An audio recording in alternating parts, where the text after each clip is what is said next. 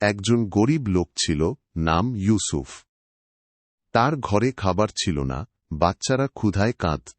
একদিন সে খুব ভেঙে পড়ল আর আল্লাহর দরবারে দুহাত তুলে দোয়া করল, হে আল্লাহ, তুমি আমার রিজিক দাতা, আমার সন্তানদের ক্ষুধা মেটানোর জন্য আমাকে সাহায্য করো। পরের দিন সকালে সে একটা থলে পেল দরজার সামনে। খুলে দেখে থলেটা ভরা খাদ্যদ্রব্য আর উপরে একটা কাগজ, লেখা মাইনাস। যে সবর করে, আল্লাহ তার জন্য রাস্তা খুলে দেন। এই খাদ্য তোমার জন্য আল্লাহর রহমত।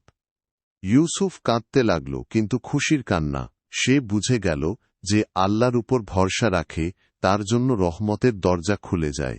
উপদেশ: জীবনে যত কষ্টই আসুক, ধৈর্য, সবর ধরো এবং আল্লাহর উপর ভরসা রাখো।